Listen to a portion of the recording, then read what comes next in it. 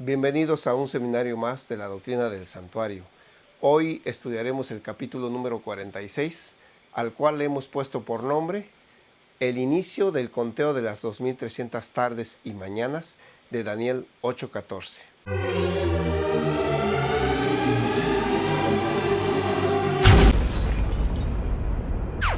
Recordemos que estamos estudiando la última fase del ministerio de Cristo, mostrada desde la doctrina del santuario, a través de la cual fue enseñado al pueblo de Dios a través de 7 fiestas que Dios indicó que su pueblo debía celebrar durante un año. 3 fiestas en la primavera, una fiesta en el verano y las últimas 3 fiestas en el otoño. Al llegar a estudiar las últimas 3 fiestas, notamos que estas nos muestran los eventos del tiempo del fin. Al respecto, al Señor Jesucristo le preguntaron: dinos cuándo serán estas cosas y qué señal habrá de tu venida y del fin del mundo. Entonces el Señor Jesús le respondió desde el versículo 4 hasta el versículo 15 del capítulo 24 de Mateo, todo lo que tendría que suceder. Y al llegar al versículo 15, claramente Jesús exhortó diciendo: por tanto, cuando veáis en el lugar santo la abominación desoladora de la que habló el profeta Daniel, el que lee, entienda. Y es así como en estos últimos capítulos hemos estado analizando las profecías de Daniel y hemos colocado toda la plataforma para poder entender la parte cumbre de las profecías de Daniel, que en forma específica está en Daniel 8:14, en donde a Daniel le fue mostrado un tiempo exacto de cuándo serían los eventos del tiempo del fin, mencionando la purificación de un santuario. Vamos a leer esta cita hoy nuevamente para que podamos empezar a estudiarla. Daniel 8:14 nos dijo que debían pasar hasta 2300 tardes y mañanas, luego el santuario sería purificado. Hemos también analizado que en el capítulo 8 de Daniel no hubo una explicación clara y total respecto a la visión de Daniel. Solo se le explicó parte de la visión que tuvo en Daniel 8, pero lo referente a las 2300 tardes y mañanas no se le dijo más que eso eran acontecimientos correspondientes al tiempo del fin. Recordemos cómo lo dice el ángel Gabriel a Daniel. Dijo: he aquí yo te enseñaré lo que ha de venir al fin de la ira, porque eso es para el tiempo del fin. La visión de las tardes y mañanas que se ha referido es verdadera, y tú guarda la visión porque es para muchos días, Daniel. Y aunque allí no se explica la visión de las 2300 tardes y mañanas, sí podemos decir que esta es una base sólida, muy importante, porque nos dice de manera clara y sencilla que el asunto de las 2300 tardes y mañanas es para muchos días o es para el tiempo del fin. Lo que sí quedamos claros es que en Daniel 8 le fue dada la orden al ángel Gabriel para ir a Daniel y explicarle la visión y la profecía, pero hasta el capítulo 9 es donde el ángel viene a Daniel y llega decidido a mostrarle todos los tiempos de la visión de Daniel 8:14. Ya vimos en el video anterior cómo Daniel, debido a su preocupación, hizo una profunda oración, desde el versículo 2 al versículo 19 de Daniel 2, y ahora notaremos cómo todavía ni terminaba su oración, Daniel, cuando volvió el ángel Gabriel para mostrarle la visión del capítulo 8. Veamos cómo lo dice Daniel. Aún estaba hablando en oración cuando el varón Gabriel, a quien había visto en la visión al principio, volando con presteza vino a mí, como a la hora del sacrificio de la tarde, y me hizo entender y habló conmigo diciendo: Daniel, ahora he salido para darte sabiduría y entendimiento. Al principio de tus ruegos fue dada la orden, y yo he venido para enseñártela, porque tú eres muy amado. Entiende pues la orden y entiende la visión. Y así el ángel llega y empieza a explicarle la visión a Daniel. Obviamente la visión que le va a explicar es la del capítulo 8, porque allí le fue dada la orden a Gabriel que le explicara la visión. Y además, aquí en el capítulo 9 que hemos leído, no hay ninguna visión descrita o narrada. De modo tal que el ángel vuelve para explicarle a Daniel lo que quedó pendiente en Daniel 8:14, la visión de las 2300 tardes y mañanas. Así, el ángel empieza diciendo: 70 semanas están cortadas o tomadas, obviamente de un periodo más amplio, que de acuerdo a lo que ya hemos estudiado, 70 semanas se cortan o se toman de los 2300 años de la profecía de Daniel 8:14. Y a partir de allí el ángel explica todos los grandes e importantes eventos que debían suceder durante esas 70 semanas. Allí también el ángel explica cuándo exactamente deben empezar a contarse esas 70 semanas, sin que olvidemos que esas 70 semanas son parte de los 2300 años que nos menciona la profecía de Daniel 8:14.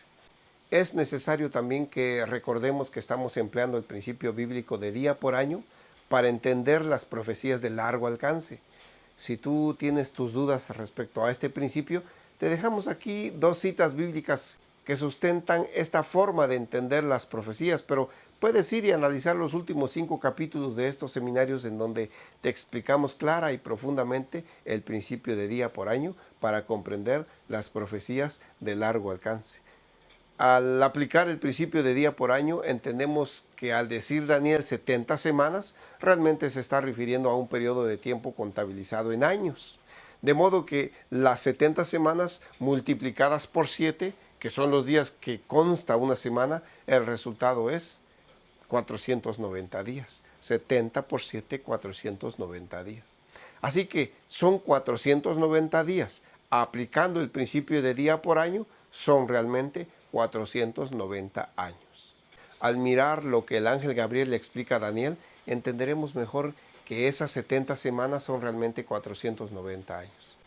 Así hemos llegado hasta el estudio de hoy, en donde en primer lugar tenemos que tomar nota de que en Daniel 9, 25 al 27, el ángel Gabriel divide esas 70 semanas en 3 segmentos desiguales. Veámoslo primero en la Biblia y luego lo analizamos a profundidad. Dice la explicación del ángel Gabriel: 70 semanas están determinadas sobre tu pueblo y sobre tu santa ciudad, para terminar la prevaricación y poner fin al pecado, y expiar la iniquidad, para traer la justicia perdurable y sellar la visión y la profecía, y ungir al santo de los santos. Daniel 9:24. Como vemos aquí, el ángel le explica en primer lugar a Daniel que tenían que pasar esos 490 años a través de los cuales tendrían que suceder tantas cosas tan importantes entre Dios y su pueblo. Se refiere a la ciudad santa, Jerusalén. Se refiere también a poner fin a la prevaricación y al pecado, a expiar la iniquidad, traer justicia perdurable y ungir al santo de los santos, dice. Solo es cosa de usar el sentido común para comprender que todas estas acciones se refieren a Cristo Jesús. Y hoy nosotros lo podemos entender fácilmente porque son cosas que ya sucedieron y que por supuesto aquí vamos a analizar a profundidad. Cuando habla de 70 semanas aplicando el principio de día por año, comprendemos que son realmente 490 años. Pero sigamos leyendo Daniel 9 porque allí vemos cómo esas 70 semanas son divididas de una manera muy especial. Veámoslo en el versículo 25. Dice: sabe pues y entiende que desde la salida de la orden para restaurar y edificar a Jerusalén hasta el Mesías príncipe habrá 7 semanas, y 62 semanas se volverá a edificar la plaza y el muro en tiempos angustiosos. Aquí está subdividiendo las 70 semanas, distribuyéndolas primero en 7 y luego en 62 semanas, dando un total de 69 semanas, y al final nos muestra la última semana para completar las 70 semanas de la profecía. Las 7 primeras que menciona nos da un total de 49, porque 7 por 7 son 49. Y Gabriel dice que primero se deben ver los acontecimientos que sucederán durante las primeras 7 semanas.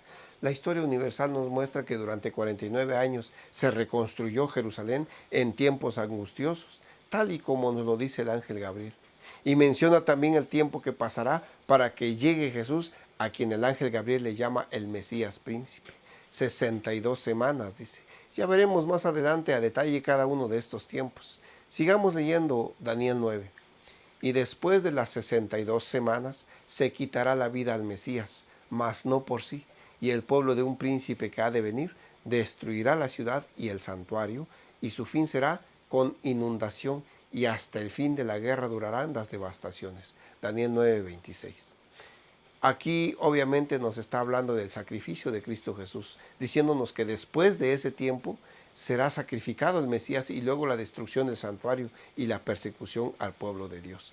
Y luego el ángel Gabriel menciona la última semana para completar las 70 que había mencionado. Y dice: y por otra semana confirmará el pacto con muchos, A la mitad de la semana hará cesar el sacrificio y la ofrenda. Después, con la muchedumbre de las abominaciones, vendrá el desolador hasta que venga la consumación y lo que está determinado se derrame sobre el desolador. Daniel 9:27. Aquí nos está mencionando que en esa última semana, la semana número 70, a la mitad de esa semana se terminarán los sacrificios. A la mitad de esa última semana sucederá un evento muy importante que haría suspender todo sacrificio en el santuario terrenal y luego al fin de las 70 semanas vendría el desolador. Seguramente lo que hemos dicho hasta aquí, muchas cosas aquí no las terminamos de entender y a primera vista esos tiempos y acciones parecen un tanto enredados y dificultosos de entender, pero no se preocupen porque vamos a dedicar todo el resto de este video y los videos que sean necesarios para explicar clara, total y a detalle toda la información que el ángel Gabriel nos ha dado a través de Daniel 8 y 9. Es muy importante no confundir esas 70 semanas con los 70 años que el pueblo judío debía estar exiliado en Babilonia.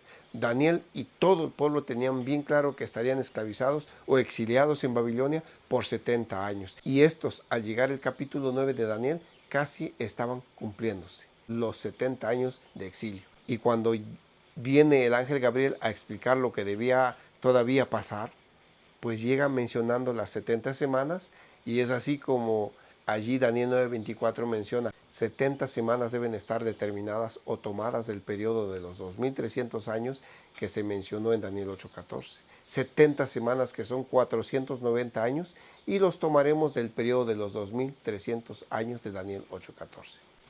Bien, pues primero analicemos esas 70 semanas aplicando el principio de día por año, tal y como las distribuye Daniel 9. Para eso, nuevamente vamos a leer Daniel 9:25, pero por partes. Y dice, sabe pues y entiende que desde la salida de la orden para restaurar y edificar a Jerusalén hasta el Mesías príncipe habrá 7 semanas. Daniel 9:25 en la primera parte.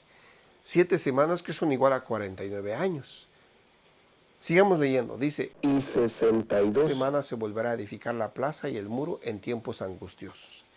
Aquí menciona 62 semanas que son igual a 434 años, multiplicando 62 por 7. Y para concluir, la mención de las 70 semanas al final el ángel Gabriel dice, y por otra semana confirmará el pacto con muchos. A la mitad de esa última semana hará cesar el sacrificio y la ofrenda. Después, con la muchedumbre de las abominaciones, vendrá el desolador hasta que venga la consumación y lo que está determinado se derrame sobre el desolador. Daniel 9:27. Así termina mencionando la última semana. Una semana que es igual a 7 años, porque una semana tiene 7 días. Día por año, 7 años. Una semana es igual a 7 años. Haciendo una gráfica de Daniel 9:24 al 27, aplicando el principio de día por año, queda de la siguiente manera. Veamos la gráfica. 7 semanas igual a 49 años. 62 semanas, 434 años. Una semana, 7 años. Total, 70 semanas, 490 años. Cada periodo mencionado por el ángel Gabriel lo multiplicamos por 7, porque es el número de días que tiene una semana. Y el resultado de las 70 semanas es igual a 490 días. Aplicando el principio de día por año, 490 años. 70 semanas entonces es igual a 490 años. Al final, veamos cómo el ángel Gabriel subdivide la última semana. Dice, y por otra semana confirmará el pacto con muchos. A la mitad de la semana hará cesar el sacrificio y la ofrenda. Después, con la muchedumbre de las abominaciones, vendrá el desolador hasta que venga la consumación y lo que está determinado se derrame sobre el desolador. Al dividir la semana a la mitad, obviamente nos quedan 2 mitades de 3 años y medio, quedando la distribución de las 70 semanas, así como lo mostramos en el siguiente diagrama. Así están distribuidas las 70 semanas que se cortan de una línea del tiempo de 2300 años, según Daniel 8:14 y Daniel 9:25 al 27. 7 semanas igual a 49 años. 62 semanas igual a 434 años. Una semana igual a 7 años. En total, 490 años. Y esta última semana dividida en 2 partes, de 3 años y medio. Es interesante notar que el ángel Gabriel, como mensajero de Dios, no solo menciona la distribución de las 70 semanas o 490 años tomados de la línea del tiempo de los 2300 años, sino que también menciona cuándo iniciaba, qué sucedía en cada periodo y cuándo terminarían esas 70 semanas. De modo tal que comprendamos cuánto tiempo tendría que pasar para que se realizara la purificación del santuario de la cual habla Daniel 8:14, y qué tenía que pasar durante cada periodo de esas 70 semanas o de esos 490 años.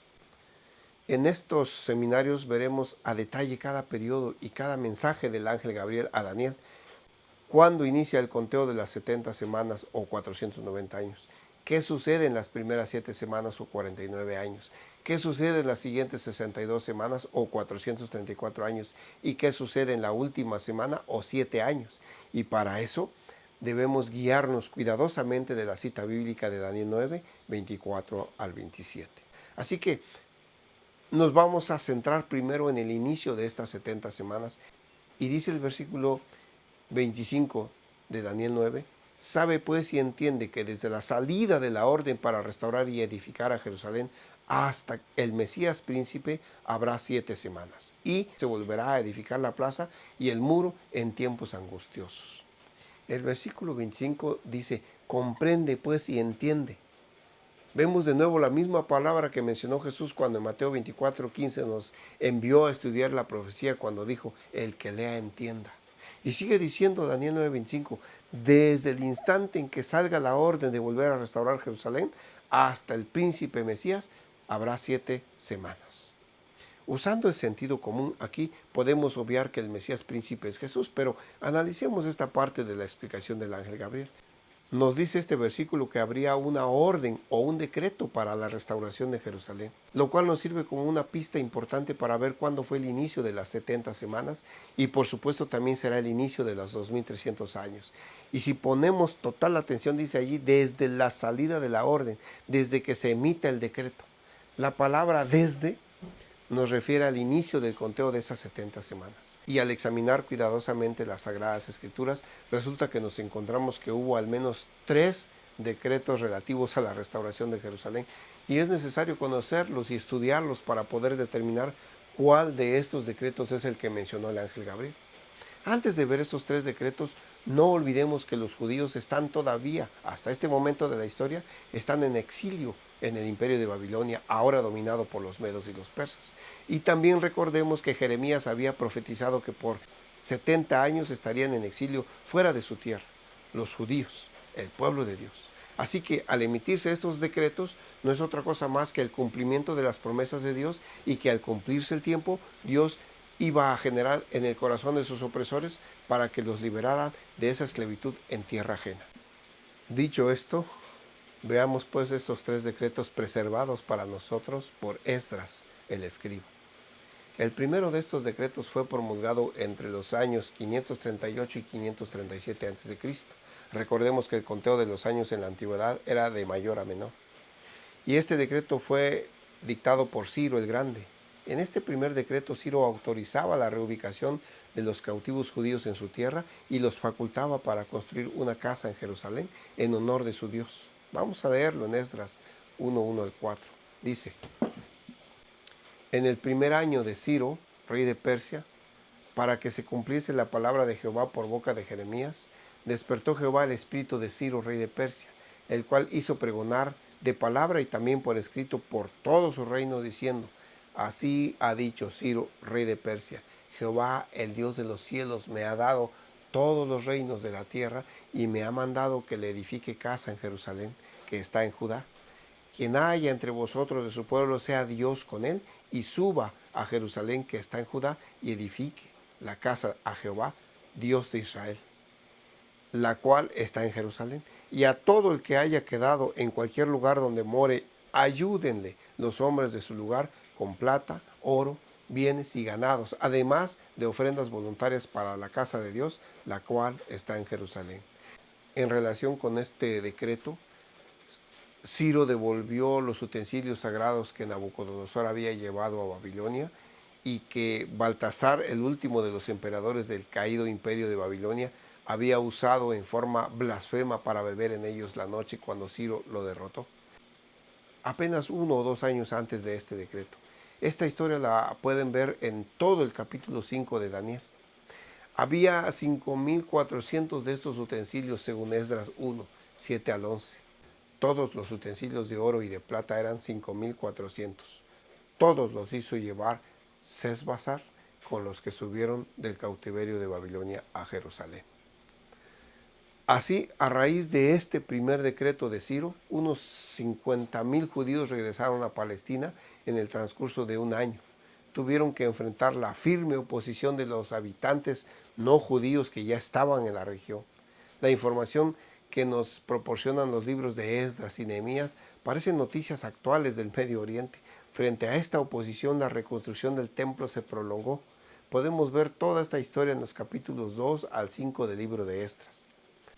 El segundo de estos 3 decretos fue promulgado en torno al año 519 a.C. por Darío I, llamado Histaspes. Veamos cómo fue dado este segundo decreto. Poco después que Darío comenzara a reinar, recibió una carta en la que se le solicitaba que confirmara el decreto original promulgado por Ciro.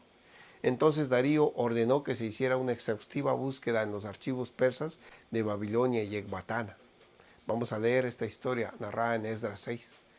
Dice: entonces el rey Darío dio la orden de buscar en la casa de los archivos, donde guardaban los tesoros allí en Babilonia, y fue hallado en Acmeta, en el palacio que está en la provincia de Media, un libro en el cual estaba escrito así: Memoria. En el año primero del rey Ciro, el mismo rey Ciro dio orden acerca de la casa de Dios, la cual estaba en Jerusalén, para que fuese la casa reedificada como lugar para ofrecer sacrificios, y que sus paredes fuesen firmes, su altura de 60 codos, y de 60 codos su anchura, y 3 hileras de piedras grandes, y una de madera nueva, y que el gasto sea pagado por el tesoro del rey. Y también los utensilios de oro y de plata de la casa de Dios, los cuales Nabucodonosor sacó del templo que estaban en Jerusalén, y los pasó a Babilonia, sean devueltos y vayan a su lugar, al templo que está en Jerusalén, y sean puestos en la casa de Dios. Entonces, cuando le llegó un memorándum oficial mediante el cual se le comunicaba a Darío que el decreto de Ciro por fin había sido encontrado, con profunda satisfacción Darío emitió la confirmación solicitada. Vamos a ver ahora lo que narra la historia bíblica. Esdras 6, a partir del versículo 6 dice: ahora pues, Tatnai, gobernador del otro lado del río, Setar Bosnai, y vuestros compañeros, los gobernadores que estáis al otro lado del río, alejaos de allí. Dejad que se haga la obra de esa casa de Dios, que el gobernador de los judíos y sus ancianos reedifiquen esa casa de Dios en su lugar. Y por mí es dada orden de lo que habéis de hacer con esos ancianos de los judíos, para reedificar esa casa de Dios, que de la hacienda del rey, que tiene el tributo del otro lado del río, sean dados puntualmente a esos varones los gastos para que no cese la obra. Y lo que fuera necesario, becerros, carneros y corderos para holocaustos al Dios del cielo, trigo, sal, vino, aceite, conforme a lo que dijeran los sacerdotes que están en Jerusalén, les sea dado día por día sin obstáculo alguno, para que ofrezcan sacrificios agradables al Dios del cielo y oren por la vida del rey y por sus hijos. También por mí es dada orden que cualquiera que altere este decreto, se le arranque un madero de su casa y alzado sea colgado en él, y su casa sea hecha muladar por esto. Y el Dios que hizo habitar allí su nombre, destruya a todo rey y pueblo que pusiere su mano para cambiar o destruir esa casa de Dios, la cual está en Jerusalén. Yo, Darío, he dado el decreto, sea cumplido prontamente. Así fue como se dictó el segundo decreto. Pero hubo un tercer decreto, vamos a analizarlo. El tercer decreto fue promulgado por Artajerjes I, a quien lo conocían con el sobrenombre de Longimano o Mano Larga, Artajerjes I o Artajerjes I. Desde el punto de vista de la importancia, este tercer decreto narrado en Esdras 7 era superior a los primeros dos, porque encargaba a Esdras el nombramiento de magistrados, jueces, con plena autoridad política y religiosa para tratar casos bajo las leyes judaicas y persas y para imponer la pena capital, decía Artajerjes. Veamos cómo narra la Biblia parte de este decreto. Dice: Y tú, Esdras, conforme a la sabiduría de tu Dios que posees, establece escribas y jueces que administren la justicia a todo el pueblo de Transefratina. Transefratina era una ciudad que estaba del otro lado del río Éufrates. El río Éufrates era un elemento divisorio entre las tierras de la capital del imperio babilónico y persa y las tierras que el imperio había conquistado. La Biblia usa mucho como referencia al río a referirse a las regiones que ahora conocemos como Palestina y que en aquel tiempo eran parte del territorio que Dios le otorgó a Israel.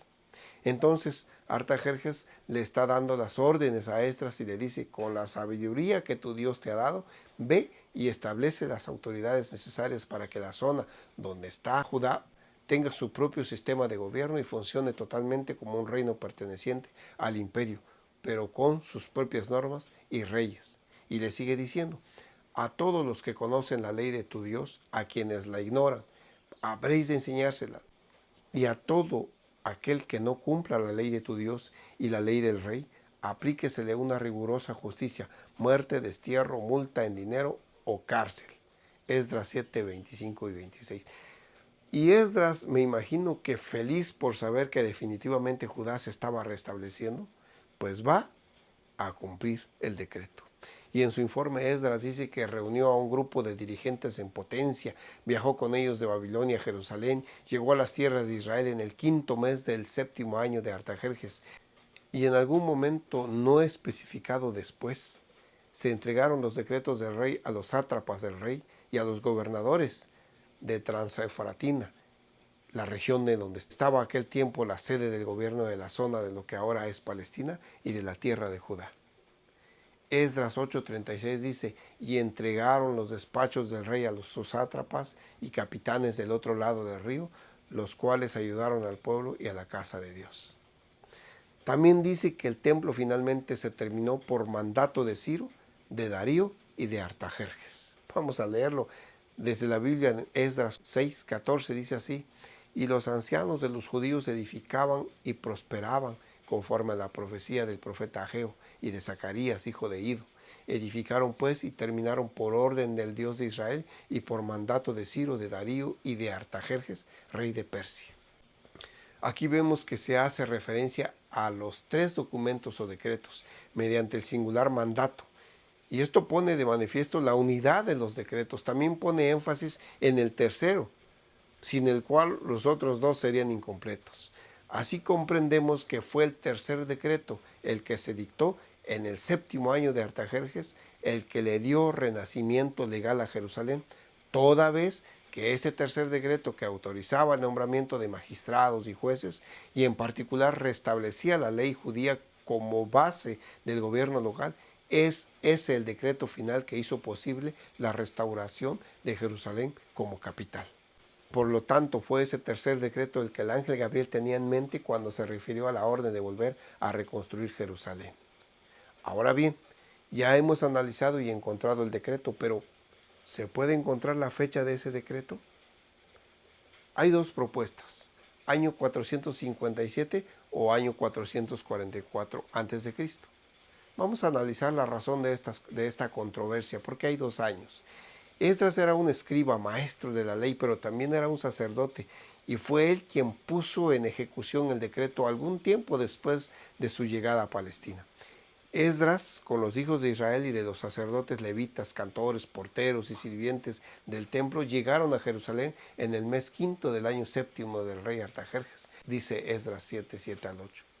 Puesto que los años judíos se computaban de primavera a primavera, el 5.º mes de la antigua Jerusalén caía en algún momento entre mediados de julio y mediados de septiembre de nuestro calendario actual, dependiendo de la ubicación del año nuevo en un año dado en el calendario del conteo de los judíos. El 5.º mes del 7.º año de Artajerjes cayó a fines del verano o a comienzos del otoño del hemisferio norte del año 457 a.C. y el decreto de Artajerjes se puso en vigencia poco después. Una cantidad de estudiosos de las escrituras señalan el comienzo de las 70 semanas en el año 444 a.C., en lugar del 457. Sería bueno preguntarnos: ¿hay razones para preferir una de estas 2 fechas? Los años 457 y 444 son las fechas de dos autorizaciones distintas para la edificación de Jerusalén, promulgadas por el emperador persa Artajerjes, quien gobernó por 42 años, del año 465 al año 423. O sea que Artajerjes dio dos veces la orden de restablecer Jerusalén. La primera autorización muy abarcante fue promulgada en el séptimo año de su reinado, el 457 a.C. Es la que ya hemos hecho referencia. Y la segunda, relativamente limitada, lo fue en el año vigésimo, el 444. Lo podemos corroborar en los capítulos 7 y 9 del libro de Esdras en la Biblia. Nos va a ayudar en buena medida a elegir la mejor de estas dos fechas, el recuerdo de que Artajerjes era en cierto sentido un hombre impredecible. Por ejemplo, en su historia se narra una anécdota cuando un hábil amigo le salvó cierta vez del ataque de un león. Artajerjes le recompensó condenándolo al exilio. En otra ocasión, su representante Megabizus, que además era su cuñado, le aseguró solemnemente a un rebelde egipcio llamado Inarus que se le perdonaría la vida si se rendía. Pocos años más tarde, sin embargo, Artajerjes lo ejecutó. Ese era Artajerjes I. Se suponía que los decretos persas eran irrevocables, según lo que nos narra Daniel 6:9 y Esther 8:8. Pero Artajerjes cambiaba de opinión en cualquier momento y prácticamente se dejaba llevar por su carácter temperamental. Y ese carácter temperamental e impredecible del rey Artajerjes perturbó de tal manera a su cuñado y representante Megabizus, que lo indujo a él y a muchos otros persas a rebelarse abiertamente contra Artajerjes, a tal punto que el imperio estuvo al borde del colapso. El hecho de que Artajerjes haya tenido que promulgar una segunda autorización para reedificar Jerusalén, cuando de acuerdo con la ley persa habría bastado con una, fue una consecuencia a la vez de la arbitrariedad del rey y de la rebelión de su cuñado y representante Megabizus. Además, es importante para nuestro estudio enterarnos de que Megabizus, cuando él se revela al rey, Megabizus era gobernador de las regiones del otro lado del río Éufrates. Era gobernador de la región conocida como Transeufratina, la provincia que incluía a Siria y la región donde se hallaba ubicada Jerusalén. Ahora bien, los libros de Esdras y Nehemías revelan que los judíos experimentaron muchas dificultades mientras reconstruían el templo y mientras reedificaban Jerusalén. Vamos a ver cómo lo narra la historia bíblica en Esdras 4. Dice, pero el pueblo de la tierra intimidó al pueblo de Judá y lo atemorizó para que no edificara. O sea, los que estaban viviendo allí cuando los judíos llegan a reedificar. Y dice, sobornaron además contra ellos a los consejeros para frustrar sus propósitos, todo el tiempo de Ciro, rey de Persia, y hasta el reinado de Darío, rey de Persia. Y en el reinado de Asuero, en el principio de su reinado, escribieron acusaciones contra los habitantes de Judá y de Jerusalén. Y los ancianos de los judíos edificaban y prosperaban conforme a la profecía del profeta Ageo de Zacarías, hijo de Ido. Edificaron pues y terminaron por orden de Dios de Israel y por mandato de Ciro, de Darío y de Artajerjes, rey de Persia. Sin embargo, lo hicieron en tiempos difíciles porque tenían oposición para la reconstrucción. Es lo que nos está diciendo la historia bíblica. Vemos que Esdras nos habla de las diversas dificultades que encontraron los judíos durante los reinados de Ciro, de Darío y de Asuero. Además, en Esdras 4, desde el versículo 7 en adelante, se nos cuenta en cierto modo extemporáneamente de qué manera un grupo de samaritanos se quejó ante Artajerjes por la reconstrucción de Jerusalén y cómo en respuesta el arbitrario Artajerjes suspendió su decreto del año 457 y ordenó que se suspendiera la reconstrucción. Vamos a leer esta historia porque nos aclara mucho respecto a la toma de decisiones que se iban haciendo en los decretos emitidos. Dice, y esta es la copia de la carta que enviaron al rey Artajerjes. Tus siervos del otro lado del río te saludan, le dice. Sea notorio al rey que los judíos que subieron de ti a nosotros vinieron a Jerusalén y edifican la ciudad rebelde y mala, y levantan los muros y reparan los fundamentos. Hacemos saber al rey que si esta ciudad fuera reedificada y levantados sus muros, la región de más allá del río no será tuya. Esa fue parte de la carta que enviaron al rey para hacer lo posible y detener la obra que estaba avanzando en Jerusalén. Entonces el rey envía una respuesta al otro lado del río: salud y paz, les dice. La carta que nos enviasteis fue leída claramente delante de mí, y por mí fue dada orden, y buscaron y hallaron que aquella ciudad de tiempo antiguo se levanta contra los reyes y se rebela, y se forma en ella sedición. Ahora pues, dad orden que cesen aquellos hombres, y no sea esa ciudad reedificada hasta que por mí sea dada nueva orden. Y mirad que no seáis negligentes en esto. ¿Por qué habrá de crecer el daño en perjuicio de los reyes? Entonces, cuando la copia de la carta del rey Artajerjes fue leída delante de Rehum y de Simsai, secretario, y sus compañeros, fueron apresuradamente a Jerusalén a los judíos y les hicieron cesar con poder y con violencia. Entonces cesó la obra de la casa de Dios que estaba en Jerusalén, y quedó suspendida hasta el año segundo del reinado de Darío, rey de Persia. Vemos en los versículos de Esdras 4 que esta queja de los samaritanos fue enviada directamente al rey Artajerjes por los funcionarios locales, y la respuesta del rey a su vez fue enviada directamente a los funcionarios locales. Notamos cómo tanto los funcionarios locales como el rey, en este caso, se apartaron de la costumbre general de comunicarse por medio del gobernador de la provincia, que en ese momento era Megabizus. Pero este procedimiento no resulta difícil de entender. Si el gobernador Megabizus se encontraba en ese momento en abierta rebeldía contra el rey, era obvio que no lo estaban tomando en cuenta. Bueno, yo quisiera invitarlos a que proyectemos en la pantalla de nuestra mente un resumen de ese periodo. Entre los años 538 y 537 promulgó Ciro un decreto autorizando la reconstrucción del templo y el reasentamiento de los judíos en Palestina. Lo hemos visto en Esdras 1. Alrededor del año 520, un gobernador de la región del otro lado del río llamado Tatenai, cuyo nombre se ha encontrado escrito en una tablilla con informe, hizo una investigación en cuanto al progreso de la reconstrucción del templo, que había estado en marcha por unos 16 años, y le escribió a Darío solicitándole que revisara los archivos para verificar si los judíos verdaderamente habían recibido autorización para hacer esa obra. Esdras 5, 3 al 17. Alrededor del año 519, Darío amablemente promulgó un nuevo decreto confirmando el anterior de Ciro, Esdras 6, 1 al 12. Ni Ciro, ni Darío, ni Tatenai mencionaron nada acerca de la reconstrucción de la ciudad, solo se refirieron a la reconstrucción del templo. En el año 457, Artajerjes I promulgó el tercer decreto, que autorizaba la reconstrucción de Jerusalén como ciudad capital. Es decir, autorizaba el nombramiento de magistrados y jueces y la aplicación al gobierno local de la ley judía y persa. Este decreto implicaba, por supuesto, la construcción de edificios para alojar a los funcionarios del gobierno, como asimismo sus oficinas y tribunales, y también la construcción de muros en la ciudad para proteger a los nuevos funcionarios, oficinas y tribunales, y la construcción de cuarteles para alojar a los soldados que se necesitarían para ejecutar las decisiones de los magistrados y los veredictos de los jueces. Sin esos edificios, sin esos muros y cuarteles, el nombramiento de magistrados no habría tenido sentido alguno. Esdras viajó a Palestina inmediatamente y condujo al pueblo en la obra del largo aliento de restaurar la antigua ciudad.